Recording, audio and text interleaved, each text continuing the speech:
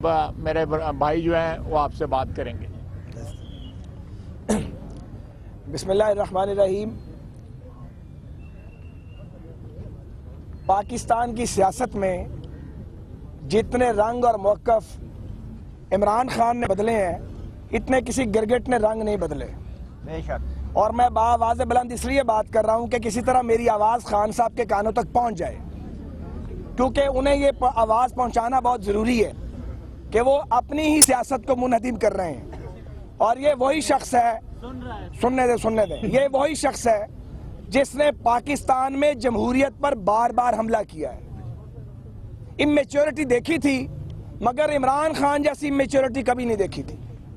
گالی دینا، الزام لگانا، لوگوں کی بے عزتی کرنا اس عمران خان کا ترا امتیاز ہے، اور کوئی دوسرا کام ان کو نہیں آتا سوائے جھوٹ بولنے کے، اور اتنی اونچی آواز میں جھوٹ بولتے ہیں ٹانگیں جوڑ کے کہ سچ کا گمان ہونے لگے۔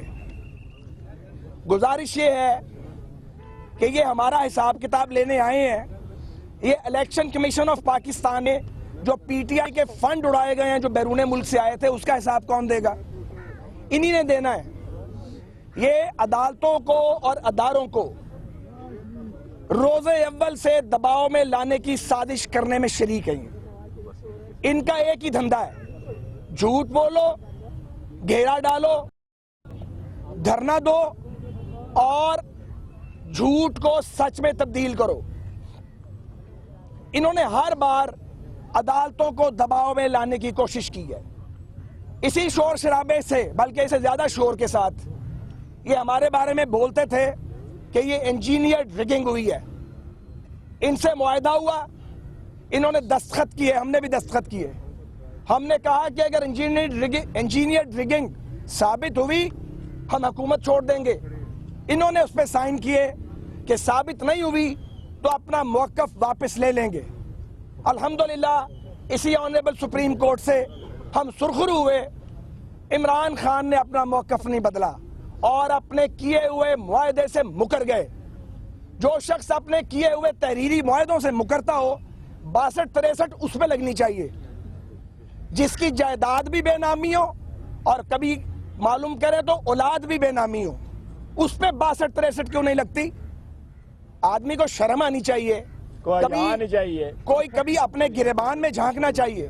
ہم یہ زبان استعمال نہیں کرنا چاہتے، لیکن ان کی تسلی کرانے کے لیے کبھی کبھی یہ زبان استعمال کرنی پڑتی ہے، اور اس کے لیے حوصلے سے سنیں، حوصلے سے ہم چپ کریں، آپ لوگ حوصلے سے سنیں، ہم بولتے رہیں گے۔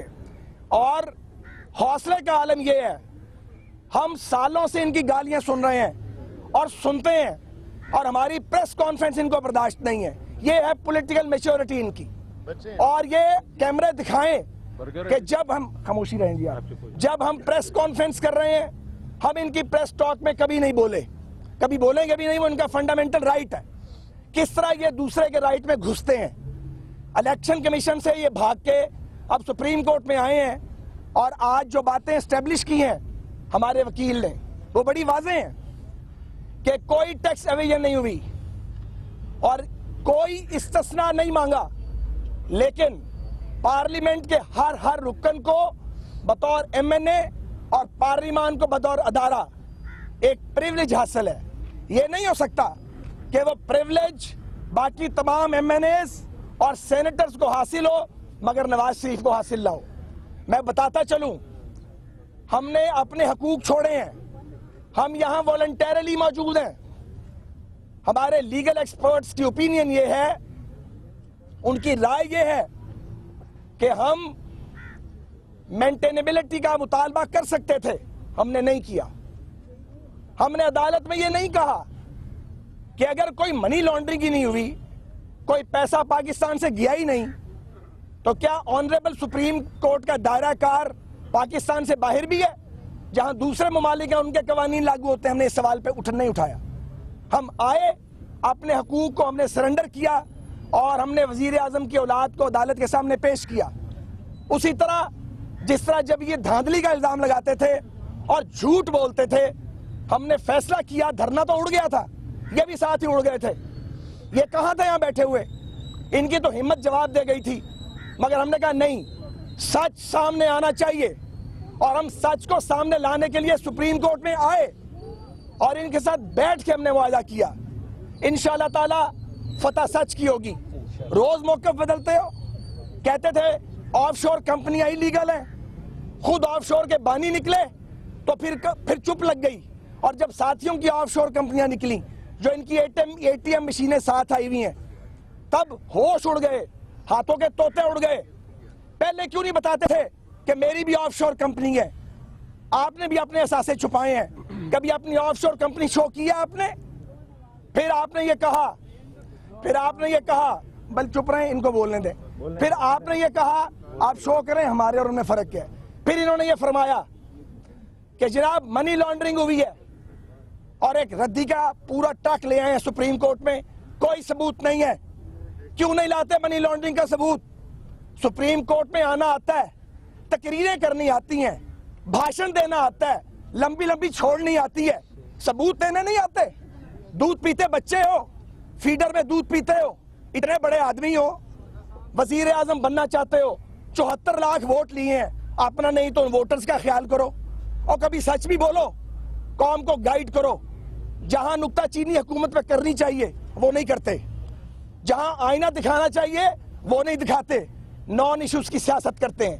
तो हमें ये कहना है फाइनली कि पनामा पेपर्स पे जनाब इमरान खान सिर्फ और सिर्फ सियासत कर रहे हैं।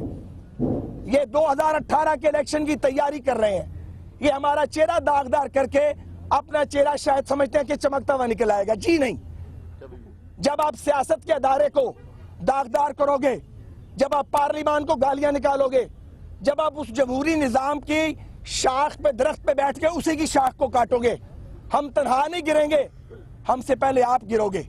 इसलिए आज भी हम कहते हैं होश के नाखून लो, सच बोलना सीखो, खुदा के लिए सच बोलना सीखो, ऑपोजिट करना सीखो, तनकीद करना सीखो, इशूज पर ऑपोजिशन करो।